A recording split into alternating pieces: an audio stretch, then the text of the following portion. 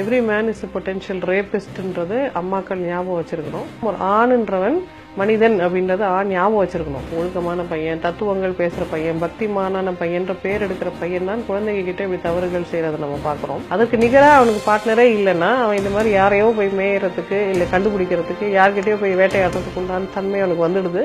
குழந்தைக்கு சிகிச்சை தர டாக்டர் இல்ல குழந்தையோட ஆசிரியர் இல்ல குழந்தையோட சர்ச்ல இருக்க ஃபாதர் யாரு நிறைய ஆண்கள் இந்த மாதிரி தவறுகள் பண்றதுனால, அதுவும் ஸ்பெஷலா ஆண் குழந்தைகளுக்கு தன் சுய கட்டுப்பாடை எப்படி வச்சுக்கிறது, ஒரு பெண்ணிடம் எப்படி கண்ணியமா நடந்துக்கணும்ன்றதை பெற்றோர்கள் கண்டிப்பா சொல்லி தரணும்.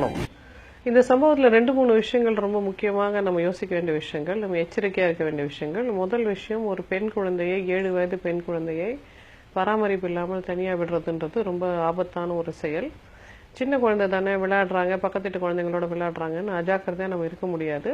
ஏன்னா நம்ம சொல்றது கொஞ்சம் கொச்சையா தோன்றினாலும் எவ்ரி மேன் இஸ் பொட்டென்ஷியல் ரேபிஸ்ட்ன்றது அம்மாக்கள் ஞாபகம் வச்சிருக்கணும். அதனால குழந்தைய தனியா விட்டுட்டு போறது, எந்த விதமான முன்னேற்பாடும் இல்லாம விட்டுட்டு போறது வந்து கண்டிப்பா தவிர்க்க வேண்டிய விஷயங்கள். அடுத்த விஷயம், சரி அப்படித்தான் ஒரு குழந்தை இருந்தது, அதை கொஞ்சம் எச்சரிக்கையா பாத்துக்கிறது இல்லையா, பக்கத்து வீட்டு குழந்தைனாலும் நம்ம குழந்தைன்ற மனப்பான்மையில மத்தவங்க பாத்துக்கிறது இல்லையான்ற இன்னொரு கேள்வி வருது. மூன்றாவது, அப்படி ஒரு குழந்தை தனியா இருந்தா அதை இப்படிதான் கூட்டிட்டு போறதா, இப்படிதான் பாலியல் துஷ்பிரயோகம் செய்யறதா அப்படின்ற ஒரு தார்மீக கேள்விகள் நிறைய இருக்கு. அப்போ இந்த குழந்தைகிட்ட நம்ம என்ன சொல்லி தந்திருக்கலாம், இனிமே இருக்கக்கூடிய குழந்தைகளுக்கு நம்ம என்ன சொல்லி தரலாம்னா, இன்னொருத்தர் வீட்டுக்கு, அதுவும் தனியா இருக்கிற ஒரு ஆம்பளை பையன் வீட்டுக்கு நீ போகக்கூடாதுன்னு சொல்ல வேண்டிய நிர்பந்தத்துக்கு நம்ம தள்ளப்படுறோம். சோ நமக்கு தெரிஞ்ச அங்கிள் தானே, தெரிஞ்ச அண்ணா தானேன்னு குழந்தைங்க நம்புறதுக்கு வாய்ப்பு இருக்குன்றதுனால தெரிஞ்சவங்களா இருந்தா கூட போகக்கூடாது, பேரண்ட்ஸ் இல்லைன்னா அதுக்கு இந்த ஒரு ஐடியா, ஃபார் எக்ஸாம்பிள் நீ வந்து இந்த அக்கா வீட்டுல போய் இருக்கலாம் அப்படின்னு நமக்கு தெரிஞ்ச ஏதோ ஒரு அரேஞ்ச்மெண்ட்டை பண்ணிட்டு தான் போகணுமே தவிர, அவசரத்துல கூட குழந்தைய தனியா விட்டுட்டு போக முடியாத ஒரு சூழ்நிலையில தான் நம்ம இருக்கிறோம்.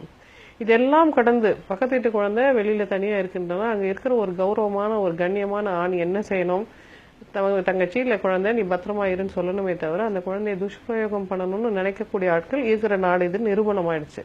அப்ப இனிமே நம்ம என்ன செய்யணும்னா, நம்பர் 1 பேரண்ட்ஸ் கொஞ்சம் மெச்சூரிட்டியா இருக்கணும். நம்பர் 2 சில்ட்ரனை நம்ம எஜுகேட் பண்ணி வச்சிருக்கணும். இந்த மாதிரி சூழ்நிலையில எப்படி நடந்துக்கணும், ஒரு அவசரம் அப்பா அம்மா இல்லாத சூழ்நிலை இல்லைன்னா எப்படி நடந்துக்கணும்ன்ற விதிகளை நம்ம குழந்தைகளுக்கு சொல்லி தரணும். ஒரு மார்க் ட்ரில் மாதிரி அப்பப்போ அந்த குழந்தைக்கு அதை ஞாபகப்படுத்த வேண்டியிருக்கு.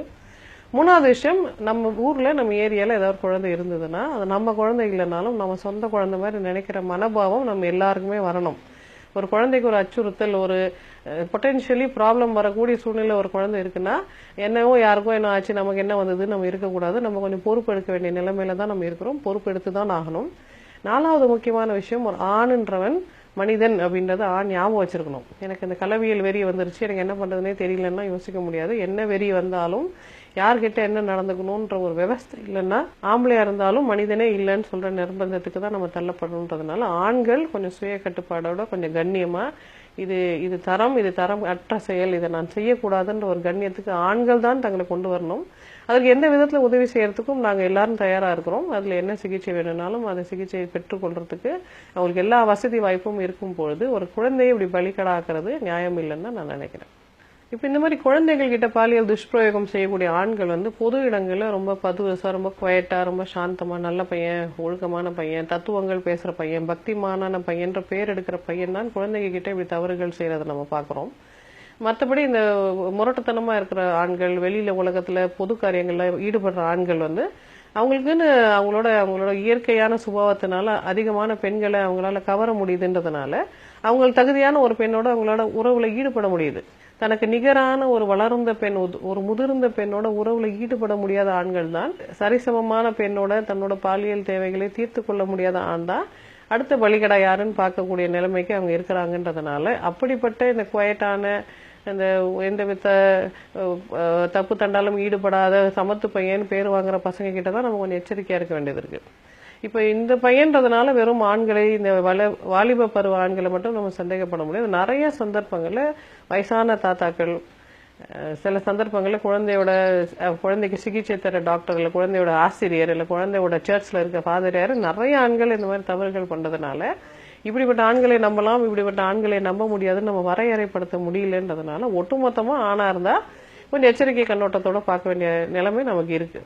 இப்ப ஆண் குழந்தைகளை பெற்றவர்களுக்குன்னு ஒரு பெரிய முக்கியமான சமூக பங்கு இருக்கு. ஏன்னா ஆண் குழந்தை வந்து ஒரு பெண் குழந்தையை நம்ம சின்ன வயசுல இருந்து அந்த காலத்துல என்ன சொல்லுவாங்கன்னா, இன்னொரு வீட்டுல வாழ போற பொண்ணு, இதெல்லாம் கத்துக்கோ, ஒழுக்கமாறு, அடக்கமாறு, இப்படி உட்காரு, இப்படி சிரிலாம் சொல்லுவாங்க. ஏன்னா இன்னொருத்தருக்காக நம்ம தயாரிக்கிற ஒரு பெண் அப்படின்றதுல அவங்க தெளிவா இருந்தாங்க. இப்ப நமக்கு அதுக்கு மாற்று கருத்துக்கள் இருந்தாலும் இன்னைக்கு நம்ம என்ன யோசிக்கிறோம்னா, ஆணுன்றது இன்னொரு குடும்பத்துக்காக மட்டும் இல்லை, இந்த உலகத்துக்காகவே நம்ம தயாரிக்கிற ஒரு ப்ராடக்ட். இந்த ஆணை நம்ம ஒழுங்கா தயாரிச்சாதான் இந்த உலகம் சுபிட்சமா இருக்க முடியும். இந்த ஆணை நம்ம தவறா தயாரிச்சிட்டோம்னா உலகத்துக்கு ஒரு ஆபத்தான ஒரு ஹிட்லராகவோ ஒரு முசோலினியாகவோ ஒரு மற்றவங்களை காயப்படுத்தக்கூடிய ஒரு மனிதனாகவோ நம்ம புள்ள இருந்துடக்கூடாதுன்றதுல பெற்றோர்கள் எச்சரிக்கையா இருக்கணும். இப்ப பெற்றோர்கள் எதுல முக்கியத்துவம் தராங்கன்னா, இந்த பையனுக்கு நம்ம எல்லா சௌகரியங்களும் தரணும், எல்லா சந்தோஷத்தையும் நம்ம தரணும், நம்ம பெற்றோர் நமக்கு தராத சந்தோஷத்தை நம்ம பிள்ளைக்கு நம்ம தந்துடணும்னு சந்தோஷத்துக்கு முக்கியத்துவம் தராங்க. ரெண்டாவது படிப்புக்கு முக்கியத்துவம் தராங்க. அடுத்தது அந்த குழந்தையோட அச்சீவ்மெண்ட் சாதனைகளுக்கு முக்கியத்துவம் தராங்களே தவிர இந்த குழந்தையோட பேசிக் ஒழுக்கம், இதை ஷேர் பண்ணணும், இது செய்யணும், தவறுகள் செய்யக்கூடாது, இந்த திருடக்கூடாது, பொய் சொல்லக்கூடாது, மற்றவங்களை காயப்படுத்தக்கூடாது, மற்றவங்களுக்கு ஏதாவது கஷ்டத்தை கொடுத்தா அதுக்கு நம்ம தவறுன்னு உணர்ந்து வருந்தணும் அப்படின்ற அந்த பேசிக்கான அந்த மனிதாபிமானத்துக்கு அடிப்படையான அந்த அறம் சார்ந்த விஷயங்களை நம்ம சொல்லி தரதில்லை. அது ஸ்கூல் சொல்லி தரணும்னு நினைச்சுக்கிறோம், இல்லை இது வாழ்க்கைக்கு தேவையில்லைன்னு நம்ம நினைச்சுக்கிறோம். இதுதான் கன்சிஸ்டன்டா நம்ம தொடர்ந்து செய்துக்கிட்டு வர தப்புன்றதுனால நம்ம குழந்தை வேற எதை கத்துக்குதோ இல்லையோ இந்த மனிதர்களுக்குன்னு உண்டான அந்த பேசிக் அறத்தை நம்ம குழந்தைகளுக்கு நம்ம சொல்லி தரணும்.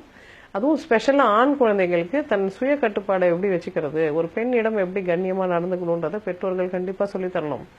பெற்றோர்கள்கிட்டயே இந்த டபுள் ஸ்டாண்டர்ட் இருக்கு. பெண்களை குறைவா பேசுறது, பெண்களை ஒரு போக பொருளா இவங்களே பேசுவாங்க. பொம்பளைனா இப்படிலாம் இருக்கணும், ஒரு பொம்பளை தானே அவனுக்கு என்ன தெரியும்லாம் அவங்க அசால்ட்டா பேசும்பொழுது அந்த குழந்தை நினைச்சுக்குது அப்ப பொம்பளைனா இன்ஃபீரியர் போல இருக்கு, வேல்யூ கம்மி போல இருக்குன்னு நினைக்கிறதுனால பிற்காலத்துல இந்த மாதிரி பிரச்சனைகள் வரதை நம்ம பாக்குறோம். நம்ம வழக்கமா குற்றம் சாட்டுற இன்னொரு முக்கியமான ஒரு ஊடகம்னு ஒரு விஷயம் இருக்குல்ல, இந்த ஊடகம் திரும்ப திரும்ப பெண்ணை இந்த பாதி பாவடை போட்ட, இடுப்பு காட்டுற, இல்ல தொடையை காட்டுற, இல்ல தொப்புல காட்டுற ஒரு கேரக்டராகவே பெண்ணை சித்தரிக்கிறதுனால ஆண்களுக்கு இந்த கலவியல் இச்சை ரொம்ப தூண்டப்படுது.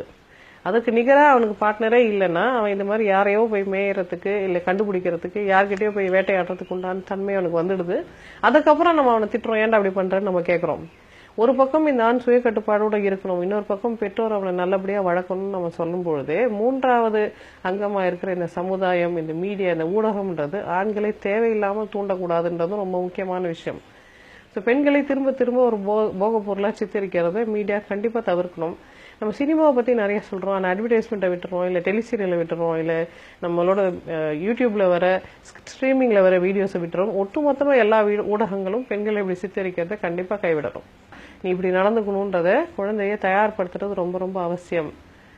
முக்கியமா குழந்தைகளை எக்கச்சக்க பாதுகாப்போட வளர்க்கணும், தனியா விடுறது சேஃபே கிடையாது. இப்ப பெற்றோர்கள் இருவரும் வேலைக்கு போறதுனால குழந்தைகளை தனியா விடுற நிர்பந்தம் வந்ததுன்னா அதுக்குன்னு சோசியலா கவர்மெண்ட்ல இருந்து ஏதாவது ஒரு பாதுகாப்பை கொண்டாடுறது ரொம்ப அவசியம்.